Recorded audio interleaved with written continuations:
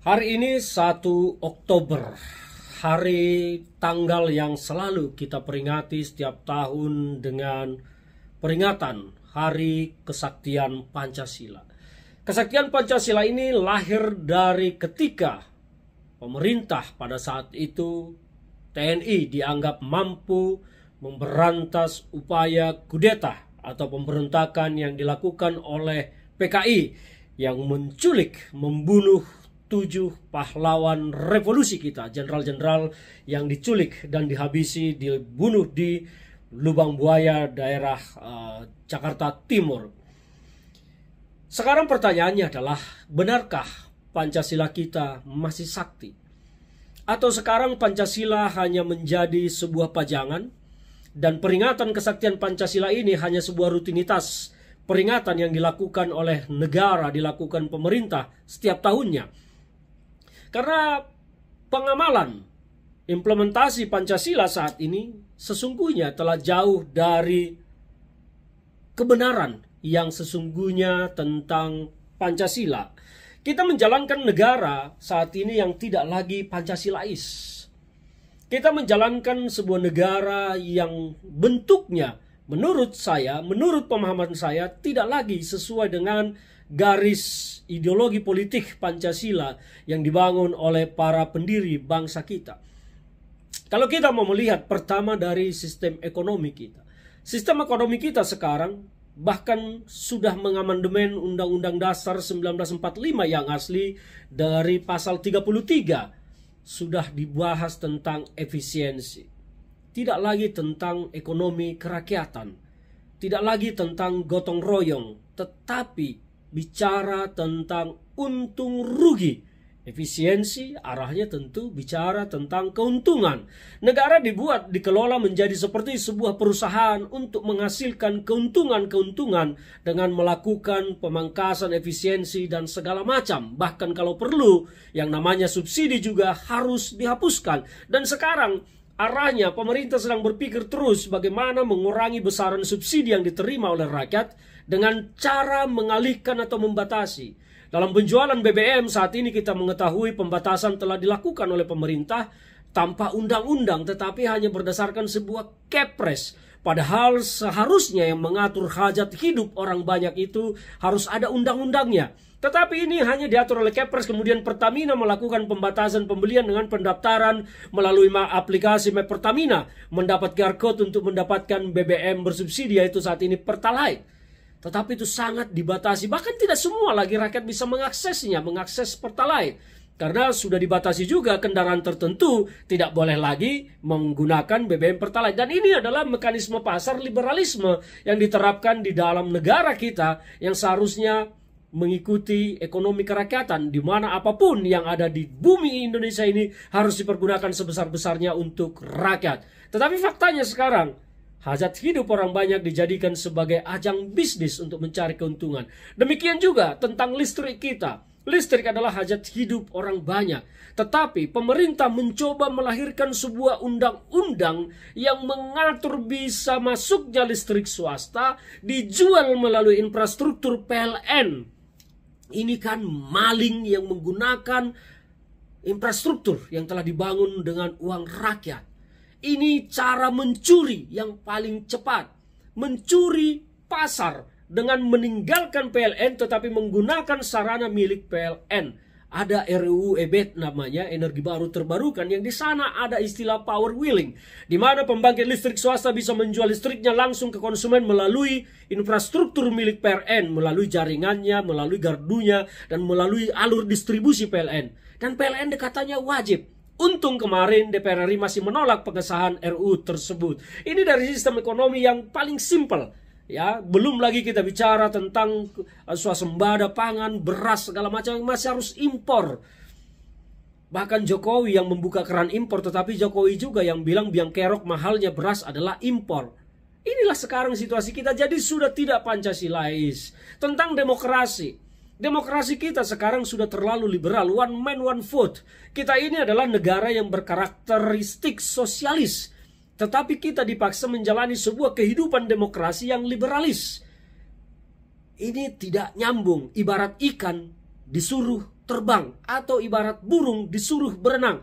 Sesuatu yang tidak nyambung. Kita ini adalah negara yang lebih karakteristiknya sosialis, tetapi kita disuruh melakukan demokrasi yang liberalis. Akhirnya apa? Demokrasi kita menjadi pesta korup. Pesta yang seharusnya menghasilkan para pemimpin, tetapi demokrasi yang kita lakoni menjadi sebuah demokrasi yang korup dengan tingginya money politik di lapangan. Tanpa uang logistik yang besar, tidak akan melahirkan seorang pemimpin yang baik. Tidak ada pemimpin yang lahir tanpa uang yang besar. Semua akhirnya mengandalkan uang. Dan ketika uang menjadi andalan menghasilkan pemimpin, maka tidak mungkin lagi kita bisa berharap membersihkan dengan sapu yang kotor. Inilah sistem demokrasi kita. Demokrasi Pancasila kita di sila keempat adalah kerakyatan yang dipimpin oleh hikmat. Sekarang tidak ada lagi dipimpin oleh kerakyatan yang dipimpin oleh hikmat, tetapi kerakyatan yang dipimpin oleh kekuasaan dan uang. Inilah demokrasi kita. Makanya negara kita ini menjadi separah ini kacau balaunya. Belum lagi di sektor-sektor lain. Pancasila, keadilan sosial, kemanusiaan yang adil dan beradab. Ini ada dua pasal yang sebetulnya keterkaitan. Di mana kita bisa menemukan keadilan di Republik ini? Di mana kita bisa menemukan kemanusiaan yang adil beradab di Republik ini? Semua tidak bisa kita temukan tanpa uang. Semua akhirnya menjadi sebuah ladang bisnis, ladang usaha, bahkan penegakan hukum yang seharusnya mengatasnamakan Tuhan.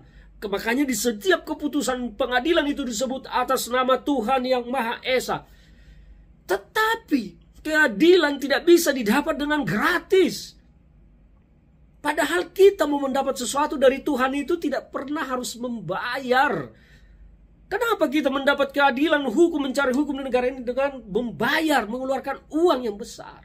Inilah negara kita. Jadi kalau sekarang, belum lagi kalau kita bahas semuanya secara panjang lebar, monolog ini nanti akan terlalu lama dan mungkin membosankan bagi teman-teman untuk menontonnya.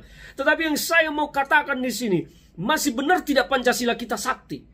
Saat ini menurut saya Pancasila kita sudah tidak sakti, dan Pancasila hanya sebuah pajangan yang dipajang garudanya di tembok-tembok seperti ini, yang Pancasilanya pun sudah jarang diucapkan di sekolah-sekolah. Sila 1 sampai ke 5 sudah jarang diucapkan di sekolah-sekolah, dan implementasi pengamalannya di dalam kehidupan berbangsa dan bernegara kita sudah tidak ada.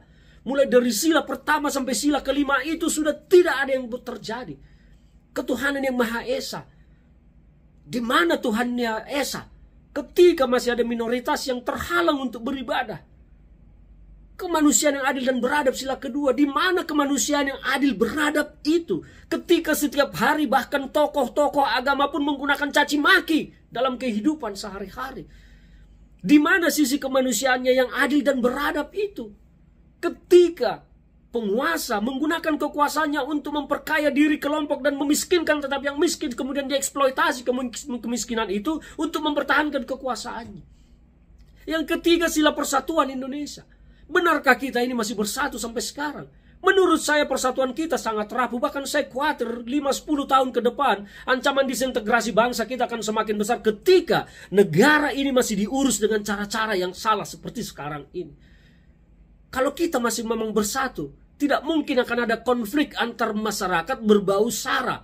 Tetapi konflik berbau sara tinggi sekali, terutama konflik berbau agama. Itu membuktikan bahwa kita sesungguhnya sudah tidak bersatu. Kita dipisahkan oleh identitas, terutama identitas keagamaan. Di mana persatuan itu? Omong kosong menurut saya sekarang. Sila keempat, tentang demokrasi kerakyatan dipimpin oleh hikmat kebijaksanaan. Di mana lagi kebijaksanaan para pemimpin kita?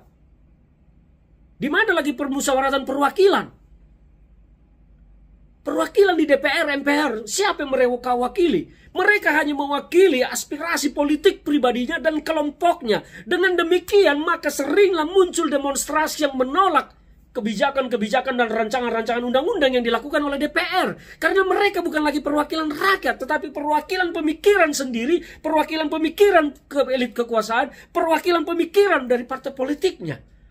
Rakyat akhirnya demo. Kita bisa melihat bagaimana ketika RUU Pilkada beberapa waktu lalu mau disahkan yang mengakibatkan gerakan massa secara spontan, instan di seluruh Indonesia menolak.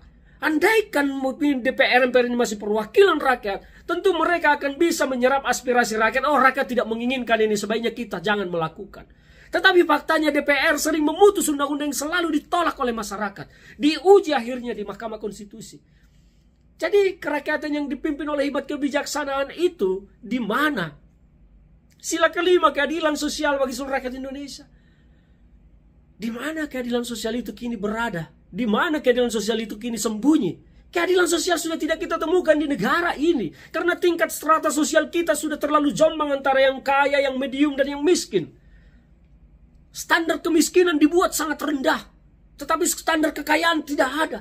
Penguasa bahkan semua elit kekuasaan kita semua menjadi konglomerat, sementara gaji pegawai negeri, gaji menteri pun hanya belasan juta. Tetapi mereka bisa punya mobil mewah, mereka punya istana yang besar, rumah besar, tanah yang luas, kekayaan anak-anak sekolah di luar negeri. Dari mana itu semua? Sementara orang-orang petani yang susah payah menanam padi di sawah, padi mereka dibeli dengan murah. Tapi beras dijual dengan mahal oleh tengkulak-tengkulak, bahkan impor dimasukkan, impor makanan. Sengajakah masyarakat kita ini dibuat bodoh? Petani kita dibuat miskin supaya impor lebih banyak. Karena di impor ini akan ada duit yang sangat besar bagi penguasa. Bayangkan kalau penguasa menitip 50 rupiah atau 100 rupiah per kilogram. Dari jutaan kilogram itu, wow. Inilah negara kita. Jadi kalau bicara tentang Pancasila sekarang, menurut saya, negara kita sudah tidak lagi menjalankan Pancasila. Tetapi negara kita sudah hidup dengan sebuah bentuk yang tidak jelas. Kita berkarakteristik sosialis tetapi dipaksa liberalis. Tetapi kita juga dibawa masuk ke dalam situasi yang membuat masyarakat kita semakin sulit.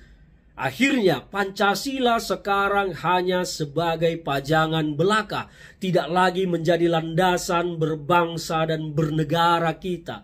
Bahkan pemerintah berani mengeluarkan sebuah aturan yang menantang, melawan dan tidak sesuai dengan Pancasila. Khususnya SKB Menteri yang mengatur tentang pendirian rumah ibadah itu tidak Pancasilais. Jadi kalau pemerintah ini masih mencap dirinya Pancasilais, Anda bullshit semua. Saya berani mengatakan Anda bullshit semua pemerintahan ini. Kalau aturan itu tidak dicabut dan tidak diberangus, Anda bullshit semua dan tidak menjalankan Pancasila. Dan sumpah jabatan Anda semua yang mengatasnamakan Tuhan Yang Maha Esa akan menjadi karma besar buat Anda semua kelak. Oke, di dunia ini Anda bisa happy, senang dengan kekayaan yang Anda dapat. Tetapi kalian tunggulah waktunya, semua akan menjadi masalah bagi Anda ke depan.